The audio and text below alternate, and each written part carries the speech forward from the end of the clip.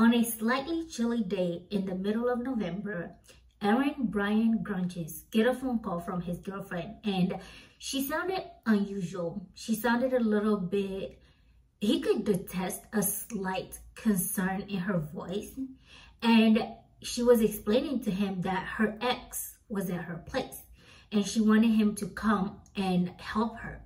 So he tells her, okay, calm down. I'm gonna come and help you. So just relax, okay? That evening, he drives to her house. He lets himself in, and when he walked into her house, he sees a phone in her hand, a man laying on the ground, and it looked like there was an altercation. So, who are these people and what the hell is going on? Hi guys, welcome to Crimes Digested. My name is Rose. If you're new here, welcome to the family. We're gonna be talking about crimes that are hard to digest on this channel.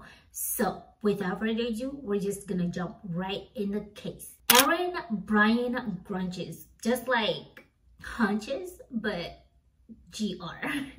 Aaron was born in 1971, and from what I'm reading about him, he seemed to have a pretty average life. There wasn't anything notable in his childhood, but he ends up becoming a dealer for substances that are illegal. So do with that what you will. But other than that, he was a pretty regular, schmegular guy you meet on the streets. He and his girlfriend, Kate, they started dating, and their connection was mostly due to the fact that she's a consumer and he is a producer. But they were in an intimate relationship. In November 14, 2002, he gets a phone call from her, and she's telling him like, hey, my ex is here. He's at my home right now. I need you to come over and help me with something. He's like, okay, I'll be there, but okay, that's kind of strange. Why, first of all, why is her ex at her house, right? That's a great question. We're gonna get to that soon. But he kind of took his time. He didn't go back until the evening. He spent the rest of the day going through his day like business as usual. And then at the end of the day, like around the evening time, he comes to her house.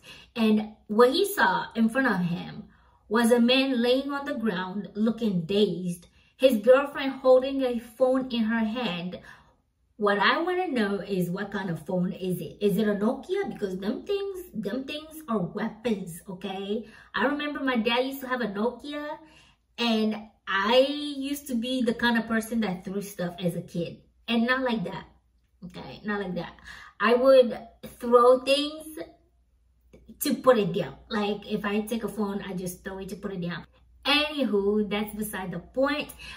My whole thing is, if it was a Nokia, that's a weapon of mass destruction, okay? If she hit somebody in the head with that, they would, you know? But I don't think it was a Nokia. I'm pretty sure it was a landline phone, you know? But he sees her holding the phone, looking down on the ground is a man laying there, looking dazed. So who's the guy? Ted Price. Ted Price is originally born and raised in Utah. He was a very quiet and reserved guy. He was really into cats and muscle cars.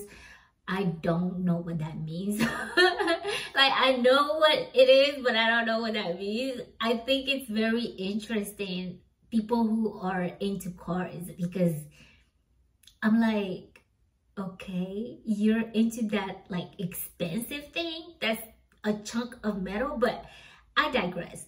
He was really into muscle cars, and he and she, Kate, I can't find her last name, but it's not important. Like, she started the story, but she's not pertinent to the story, okay? He and she started dating, and they had a really long relationship, like for over a decade. He was raising her kids. Some sources says that it's their kids, but other sources says that it's her kid, because they made it a point to specify that he also had a biological son. So we're just gonna say it's her kid. I encourage anybody to go out there and search if you want to confirm and verify. I don't want to spread any misinformation, so form your own opinion, okay? Everything that I'm talking about is alleged. Everything that I'm talking about is my own personal opinion. I want you to form your own as well. So Ted and she started dating, and he would look after her kids. For like 10 years, he was a stay-at-home dad for her 2 kids. And he was very loving to those kids. Like, everybody said that he loved those kids like his own. Ergo why I say I'm gonna just assume that it's her kids specifically. But after a while, he wanted to turn his life around. You know, he was feeling stagnant, and he decided to go back to school. He went back to school, and he's trying to become a radiology technician, which is what I am. So I was like, okay, look at you. Join the club, join the club. Unfortunately, he had the misfortune of knowing Kate, because he called Kate and he's like, hey, I know you're in Phoenix, Arizona area, and I have school in Phoenix, Arizona area. She lives specifically in Mesa, Arizona. But he's like, you're close and I have school. And before I request dorms on school, in school housing, I wanted to see if it was possible for me to stay with you for a little while, as this is a accelerated program. I want to get this done as soon as I can. So if you don't mind, do you mind if I stay with you for a little bit? She was more than happy to welcome her ex into her home. She was like, yes, come on in, come on one, come on all, okay? I got a place for you. You can come stay at my place. So he's like, okay, cool. He packs his things in his car. He drives down to Arizona, and I'm assuming he's expecting to come to like a clean house, you know?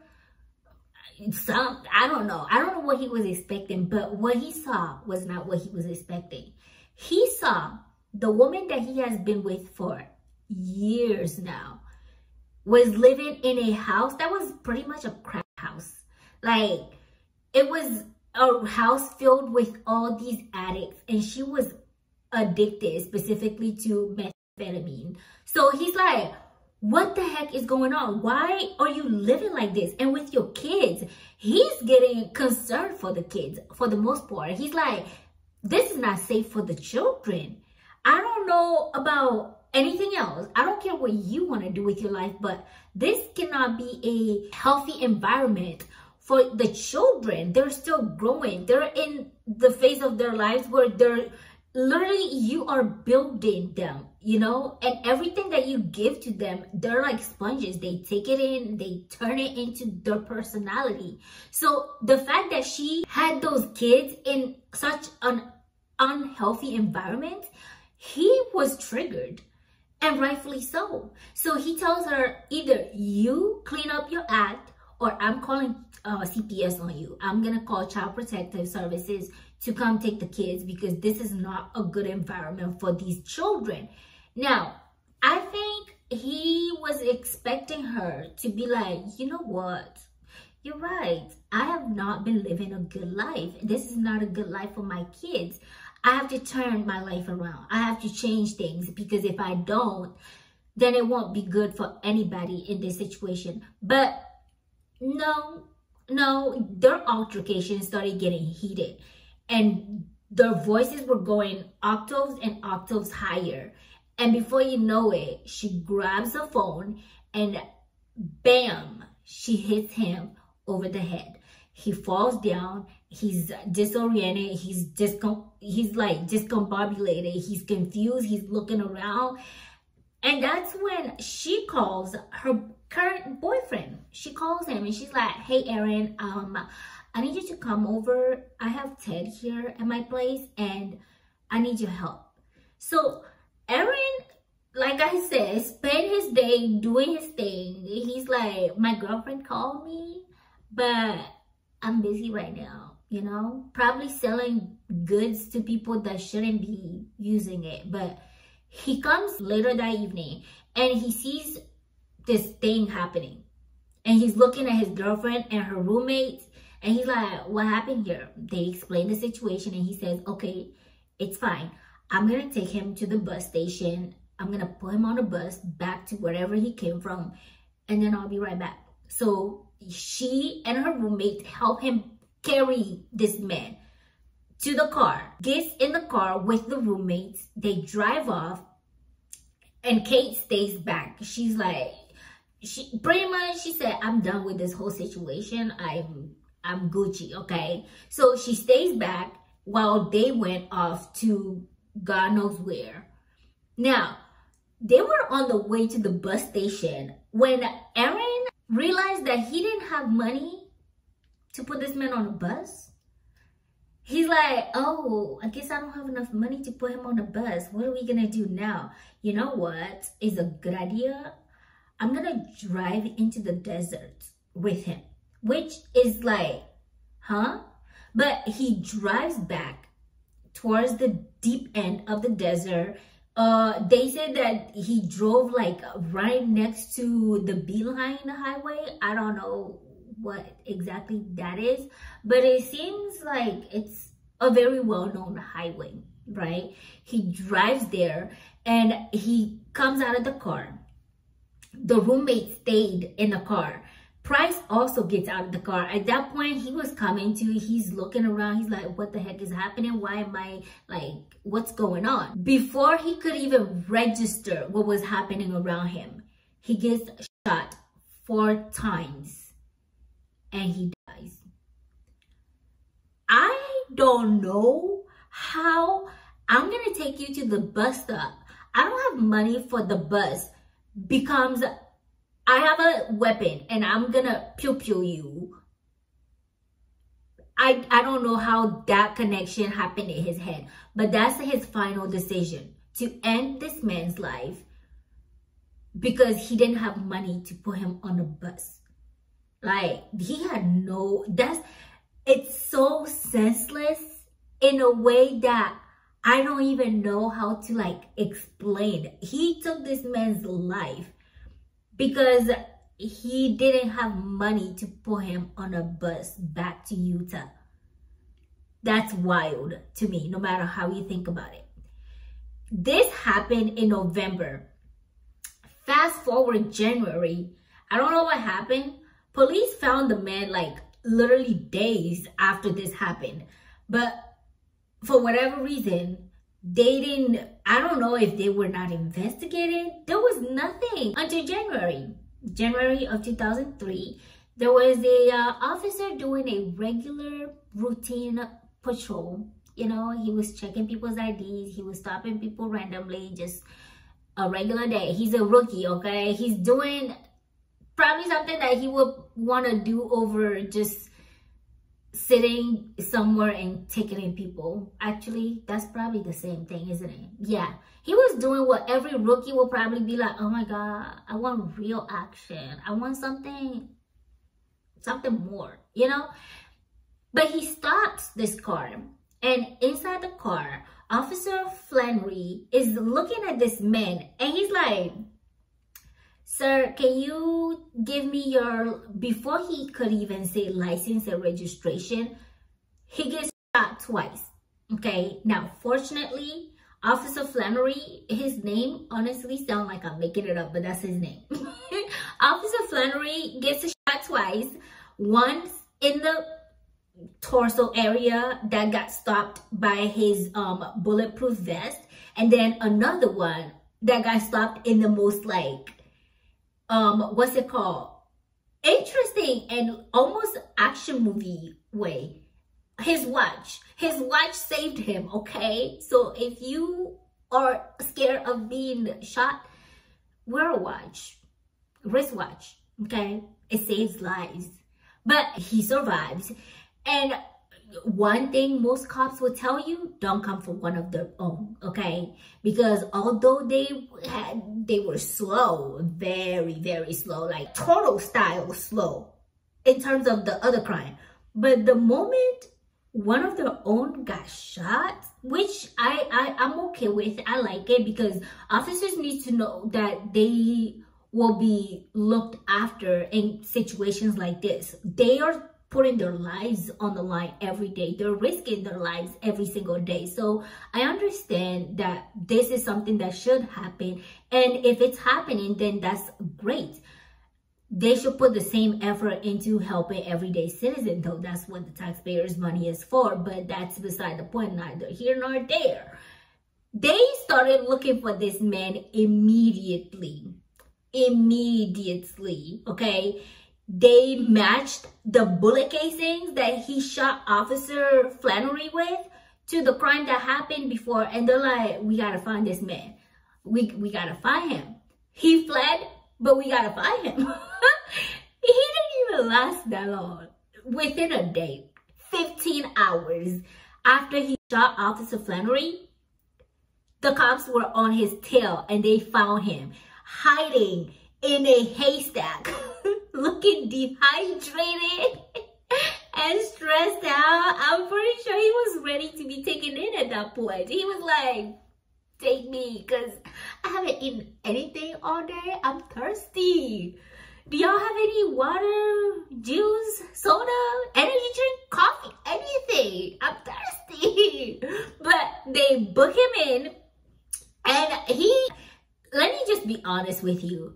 This man is not for the pressure. He's one of those people, you know, those people that anytime something happens, they're just like, you know what, there's no point in trying to argue. There's no point in stressing.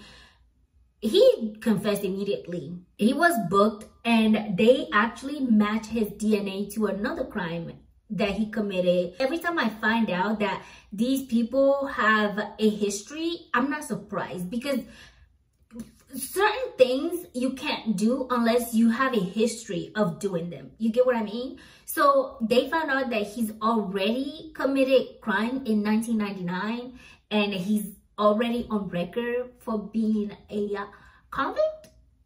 So do with that what you will. But with all of this, he ended up pleading guilty by 2004. And in 2008, 4 years later, he gets sentenced to death.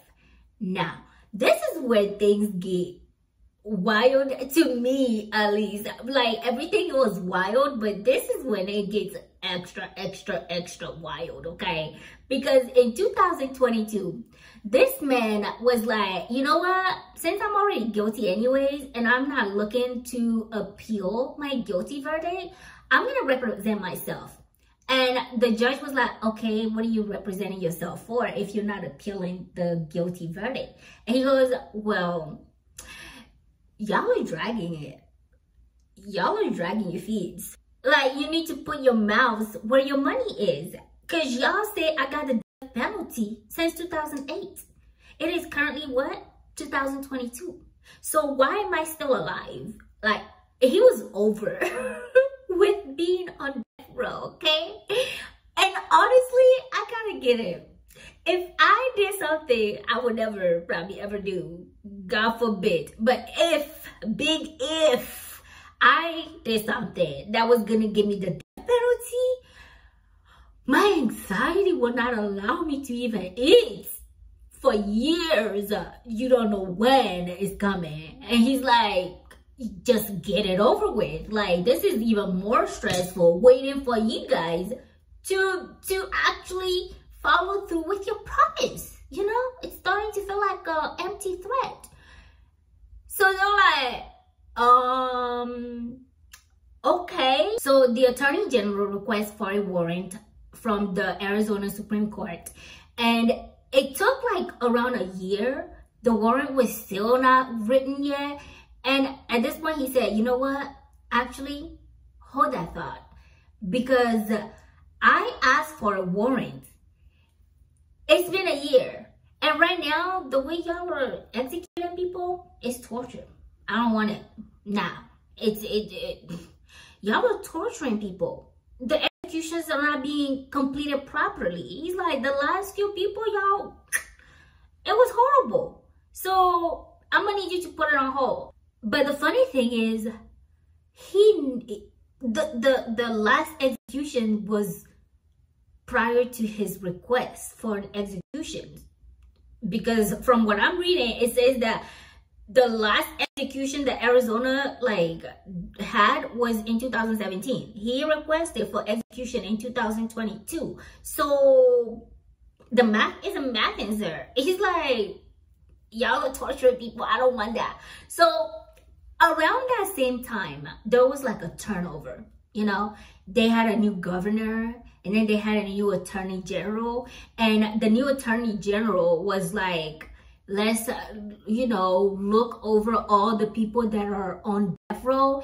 And the new governor also was like, let's try to, I guess he heard Grunches or Aaron's concerns for the torturous executions happening, and she said, let's look at our protocols. Let's look at our execution protocol and see if there's anything that needs revamping, anything that needs changes, anything like that.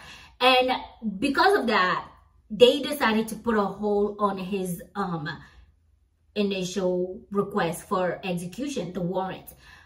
But the Supreme Court was like, it's too late. We already passed that point, okay? Once the trials, the request goes through and we get to this certain point, there is nothing we can do. We're just gonna write you the warrant and y'all can do whatever you want to do. So the warrant comes out and he was set for execution in April of 2023. Now, Arizona's attorney general was like, okay, we have the warrant now, but the warrant is not enforcing us to do it. The warrant just says, okay, he can be on this date, but it's not like has to be on this date. So they're like, we're just gonna chill for now. This decision made the victim's family just bronto, rightfully so. Ted's sister was upset. She was like, what do you guys mean you're not gonna do the one thing that you guys are supposed to do for my family? Like, this man needs to pay for what he did to my family.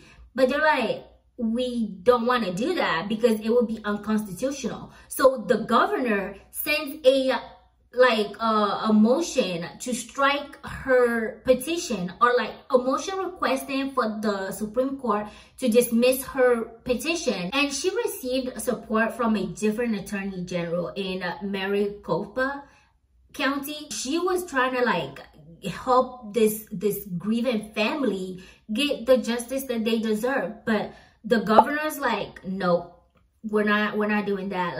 It would be unconstitutional for us to execute this man right now because we don't have the right experts, the tools, any of that, so we're not gonna do the execution.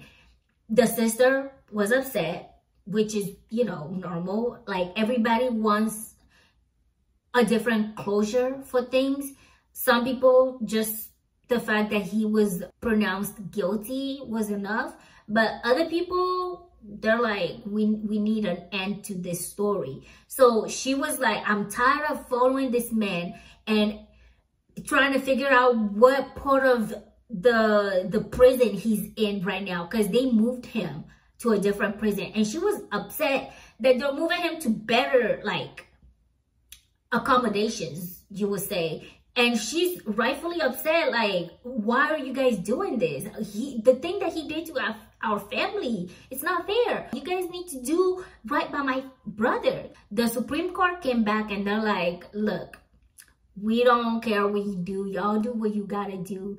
They kept dragging their feet and dragging their feet and dragging their feet until the warrant expired in April of 2003. So June comes around, June 2023, the attorney general that requested, or the attorney general that was supporting the victim's family, she requested a new warrant. But then the attorney general that was in charge of the case in the beginning, she struck this attorney's motion. She was like, I'm writing a motion to strike this attorney's request because she doesn't have the legal grounds to request this warrant.